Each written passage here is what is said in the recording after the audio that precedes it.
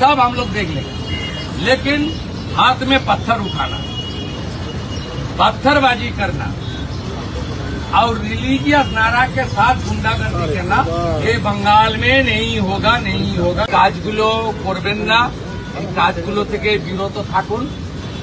যদি মনে করেন আগের সরকার আছে, আগের নিয়ম আছে, আগের মতো পুলিশকে ফোর্সকে হাত পা বেঁধে রেখে দেওয়া হবে, তাহলে কিন্তু ভুল করবেন।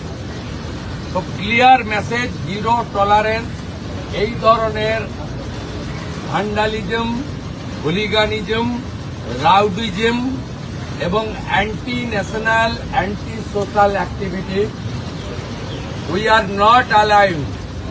আমি পুলিশ মন্ত্রী, হোম মিনিস্টার হিসেবে লাস্ট ওয়ার্ড বলে গেলাম, একটা পুলিশের গায়ে যদি হাত পড়ে এই সরকার তার আইন প্রয়োগ করে যতদূর যেতে হয় হবে। শুধু অ্যারেস্ট নয়, কনভিকশন করানো পর্যন্ত ক্লোজ মনিটরিং করার দায়িত্ব আমাদের থাকে। আপনার সুপিরিয়র যা অর্ডার দেবে অন স্পট আপনি চিন্তামুক্ত হয়ে করবেন।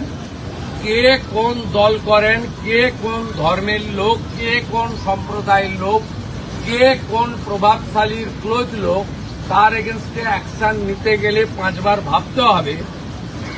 আপনারা এই চিন্তা মুক্ত করুন। মাননীয় প্রধানমন্ত্রী বারে বারে বলেছেন বেঙ্গলে ভয়ে আউট, ভরসা ইন। এন্টার পুলিশ ডিপার্টমেন্ট, বিশেষ করে আমাদের কলকাতা পুলিশের পারফরমেন্স, তাদের যে উচ্চতা, এই উচ্চতাকে ফিরিয়ে আনার জন্য, দক্ষতাকে কাজে লাগানোর জন্য গভর্নমেন্ট তার সাথে আছে। এটাই আমার বক্তব্য।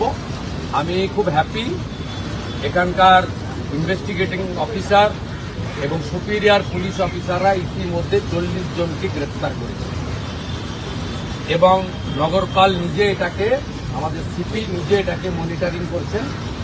লফুল অ্যাকশন আন্ডার বিএনএস যেটা করার দরকার এটা আইনগতভাবে তারা করবে। আইনে যা লেখা আছে সেই অনুযায়ী ব্যবস্থা হবে। একটা কথাই আমি বলে গেলাম, জিরো টলারেন্স। আর পার সার্কাস সহ যেখানে যেখানে বিগত দিনে এই ধরনের ঘটনা ঘটিয়েছেন, আপনারাও কান খুলে শুনে রাখুন, এটা আপনাদের শেষ ঘটনা। এরপরে আর কোনো এই ধরনের অ্যাকশন আমরা করতে দেব না।